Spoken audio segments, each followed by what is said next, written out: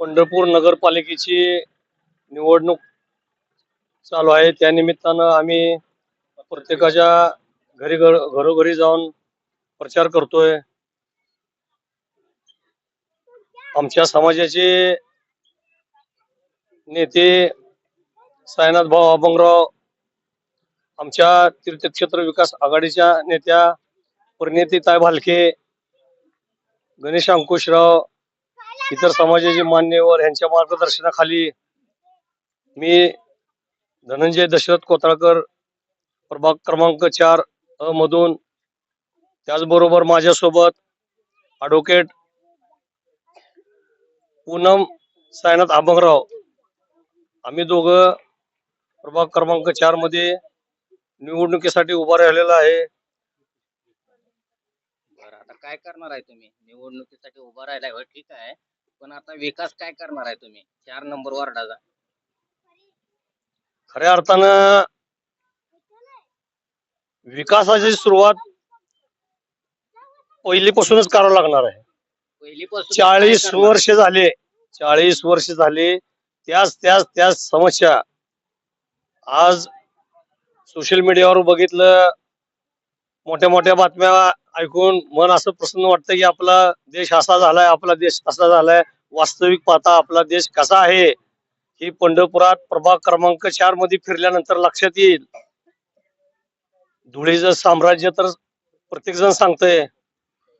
प्यायचं पाणी, पिण्याचं पाणी, चंद्रभागा आमच्या उशाला असून अतिशय खराब प्रमाणात पिण्याचं पाणी येतं, कमी दाबाने येतं. त्याचप्रमाणे रस्ते नीट नाहीत, ड्रेनेजची वाईट अवस्था आहे.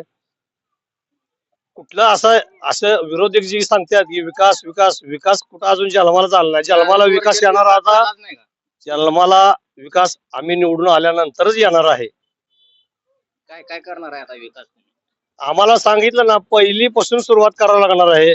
ड्रेनेजची व्यवस्था, उघड्या गटारी, पिण्याचे पाण्याची व्यवस्था, रस्ते चांगले व्हावेत. आमच्या भागात सुशोभीकरण कुठल्याही प्रकारचं नाही. बऱ्यापैकी सुरुवातीपासून आम्हाला त्या गोष्टीला सामोरे जावं लागणार आहे. तुमचा अजेंडा काय आहे?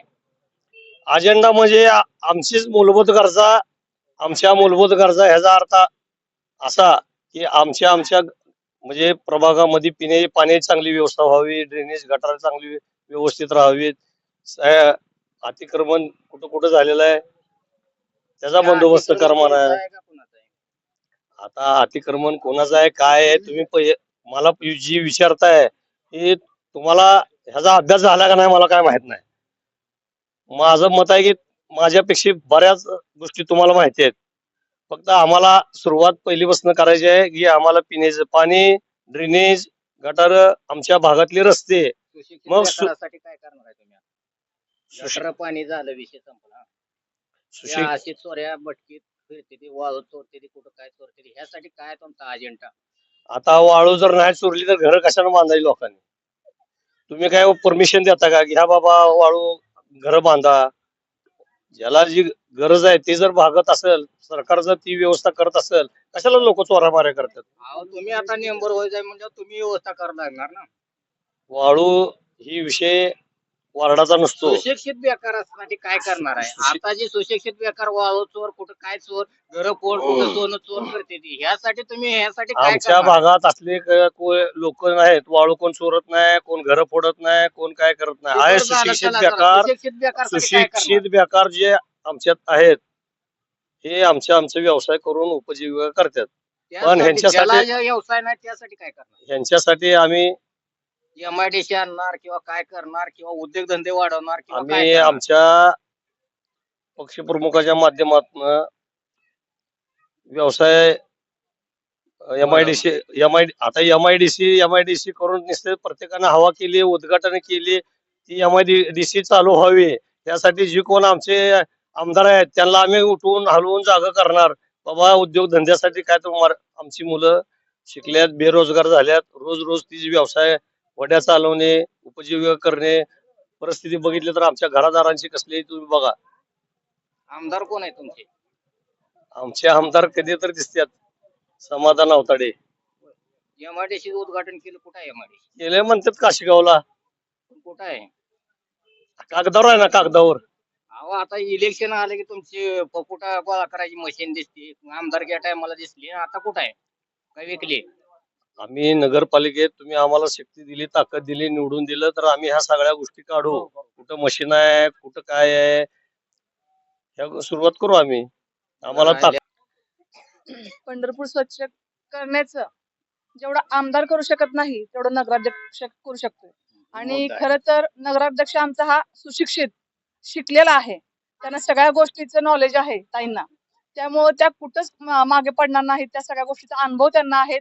ते पंढरपूर शहर सोडून इतर ग्रामीण भागी फिरतात, त्यामुळे सगळ्या गोष्टीचं त्यांना माहिती आहे की कुठले काम कधी केलं पाहिजे, कोणाची अडचण आहे, काय आहे, सगळ्या गोष्टी त्यांना अनुभव आहे ताईंना. त्यामुळे आम्ही कधीच मागे पडणार नाही. ताई आमच्या नगराध्यक्ष झाल्या तर आम्ही सगळे ताईंच्या हाताला हात लावून वार्डात असू द्यात, शहरात असू द्यात, काम करण्याची संधी आम्हाला मिळाली, ते संधीचं सोनं नक्की करू. 4 नंबर वार्डाला एरिया किती आहे तुमचा? एरिया तसा बूथ वाईज आमचे 7 बूथ आहेत. यावेळेस नगर रचना पूर्ण बदललेली आहे. त्याचा विकास जर- तुम्ही काय करणार आहे? एवढं विकास सांगा. म्हणजे आता आता नगर रचना बदलल्यामुळे आम्हाला प्रत्येक 3.5 ठिकाणी किलोमीटरचा विभागणी एरिया झाली आहे, त्याचा विकास काय करणार आहे? आहे. म्हणजे प्रत्येक ठिकाणी विभागणी झालेली आहे मतदार लोकांची. त्या आम्ही ठिकाणी आम्हाला जरा थोडा वेळ लागतोय आणि सगळ्यांपर्यंत आमचं काम पोहोचवण्याचं आम्ही काम करतोय आणि सगळ्या मतदार लोकांपर्यंत आम्ही जातोय. त्यामुळे एरिया ही आम्ही तुम्हाला 100% एकदा नगरसेवक झाले की 100% सांगू आमचा एवढा एरिया एवढा आहे आणि आम्ही इथपर्यंत काम केलेलं आहे म्हणून.